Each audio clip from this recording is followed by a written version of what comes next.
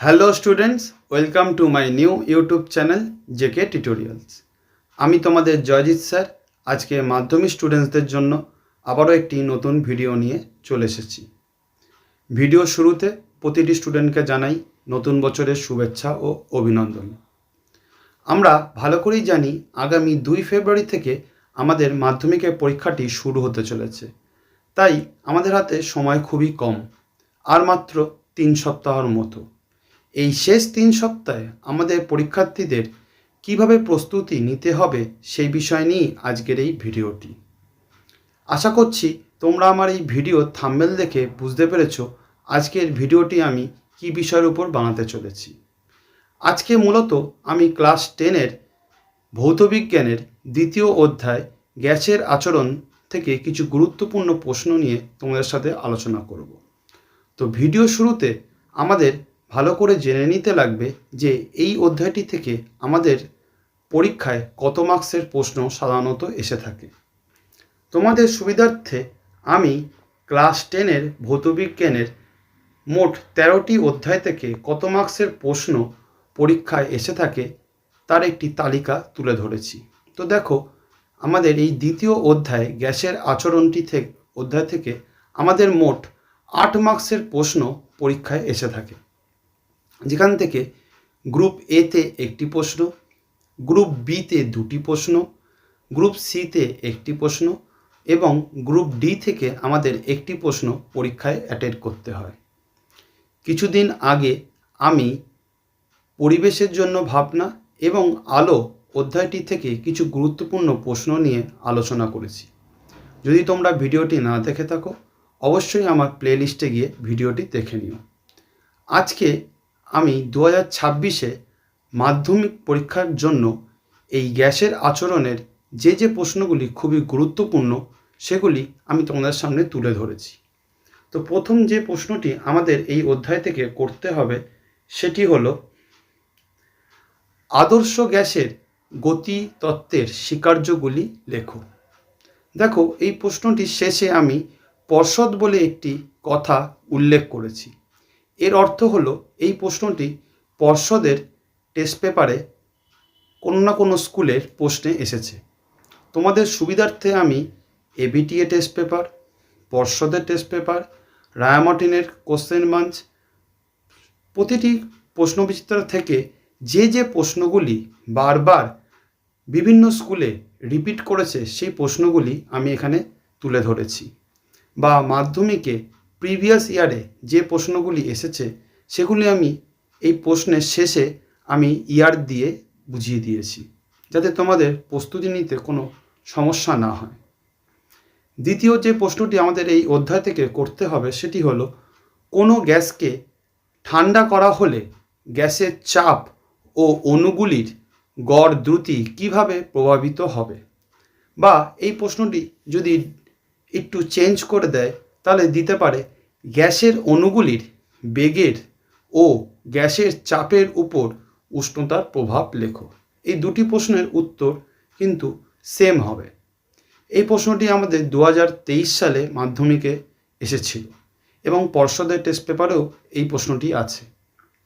তারপর গ্যাসের গতিতত্ত্বের ত্রুটিপূর্ণ স্বীকার্য দুটি উল্লেখ করো। 2024 সালে এই প্রশ্নটি আমাদের মাধ্যমিকে এসেছে। তারপর বয়লের সূত্রটি লেখো এবং এর গাণিতিক রূপটি প্রতিষ্ঠা করো। বয়লের সূত্রে ধ্রুবক রাশিগুলি কি কি? 5 নম্বর, বয়লের সূত্র অনুসারে অপরিবর্তিত উষ্ণতায় নির্দিষ্ট ভরের কোনো গ্যাসের চাপ ও আয়তনের মধ্যে সম্পর্ক লেখো। 2017 সালে এই প্রশ্নটি মাধ্যমিকে পরীক্ষায় এসেছিল। বয়লের পরীক্ষার জন্য প্রয়োজনীয় ভ্যাকুয়াম পাম্প কে নির্মাণ করেন? বয়লের সূত্র বিবৃত করার সময় নির্দিষ্ট উষ্ণতা ও নির্দিষ্ট ভরের কথা উল্লেখ করতে হয় কেন? বয়লের সূত্রে পিভি এবং পিভিপি লেখচিত্রটি অঙ্কন করো। চার্লসের সূত্র থেকে পরম শূন্য উষ্ণতার মান নির্ণয় করো, অথবা চার্লসের সূত্র থেকে দেখাও যে মহাবিশ্বে -273 ডিগ্রি সেন্টিগ্রেডের থেকে কম উষ্ণতা থাকা সম্ভব নয়। তারপর 10 নম্বর প্রশ্ন যেটি আছে, স্থির আয়তনে নির্দিষ্ট ভরের গ্যাসের পি বনাম টি লেখচিত্রটি অঙ্কন করো। গেলুসাকের গ্যাস আয়তনের সূত্রটি বিবৃত করো। অ্যাভোগাড্রোর সূত্রের সাহায্যে গেলুসাকের সূত্রটি ব্যাখ্যা করো। গ্যাসের ব্যাপন বলতে কী বোঝো, এর কারণগুলি লেখো। 14 নম্বর প্রশ্ন, সার্বজনীন গ্যাস ধ্রুবক কাকে বলে? আর কে সার্বজনীন গ্যাস ধ্রুবক বলার কারণ কি? আর এর তাৎপর্য লেখো। এই প্রশ্নটি খুবই গুরুত্বপূর্ণ এবছর মাধ্যমিকের জন্য। তারপর এসআই ও সিজিএস এককে আর এর মান কত? লিটার। এটিএম এককে আর এর মান কত? আদর্শ গ্যাস সমীকরণের মাত্রিক বিশ্লেষণ থেকে আর এর একক নির্ণয় করো। পরম শূন্য উষ্ণতা কাকে বলে? একে পরম বলার কারণ লেখো। সেলসিয়াস স্কেলে এর মান কত?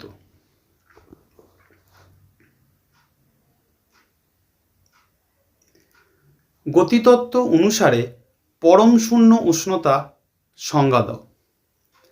তারপর কোনো গ্যাসের আয়তন বলার সময় ওই গ্যাসের চাপ ও উষ্ণতার উল্লেখ করতে হয় কেন? উষ্ণতার পরম স্কেল বা কেলভিন স্কেল এবং পরম উষ্ণতা বা কেলভিন উষ্ণতা কি? পরম বা কেলভিন স্কেল ও সেলসিয়াস স্কেলের সম্পর্ক লেখো।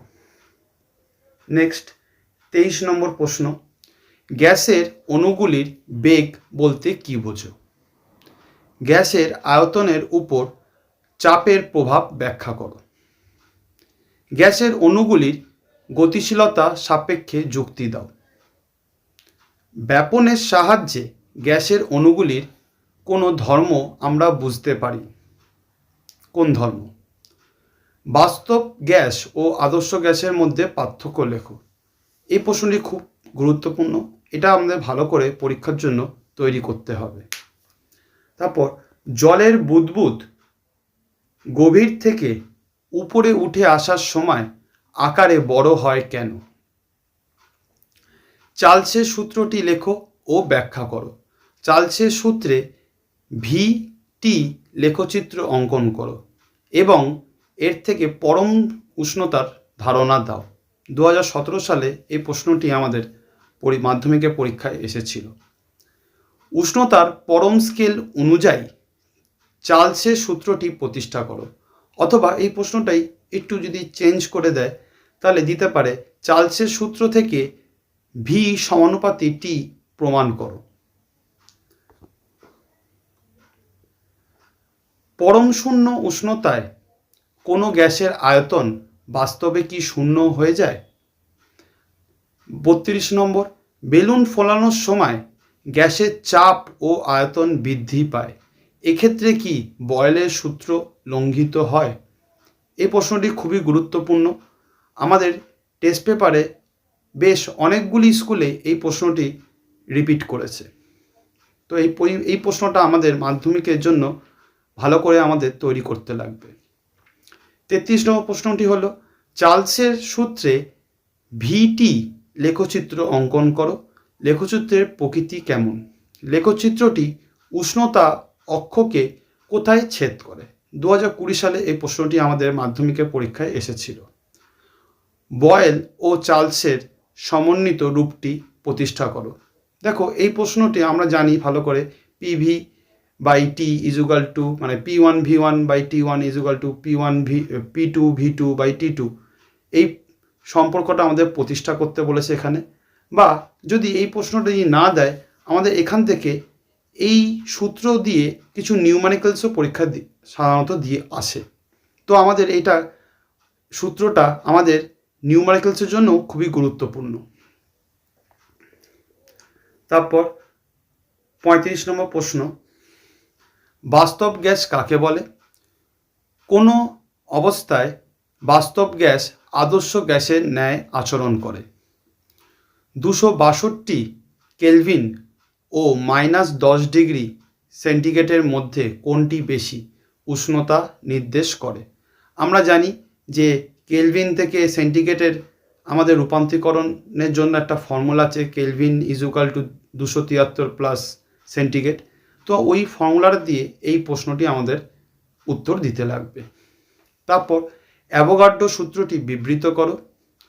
কোনো নির্দিষ্ট উষ্ণতা ও চাপে বাস্তব গ্যাসগুলির মোলার আয়তন প্রায় সমান এবং এসটিপিতে এর সীমান্ত মান 22.4 মোল টু দি পাওয়ার -1। এই পরীক্ষালব্ধ তথ্য থেকে কিভাবে অ্যাভোগাড্রোর সূত্র উপনীত হওয়া যায়? এই প্রশ্নটি আমাদের মাধ্যমিকে 2015 সালে, 2020 সালে এবং পর্ষদের টেস্ট পেপারে বেশ অনেকগুলো স্কুলেই দিয়েছে।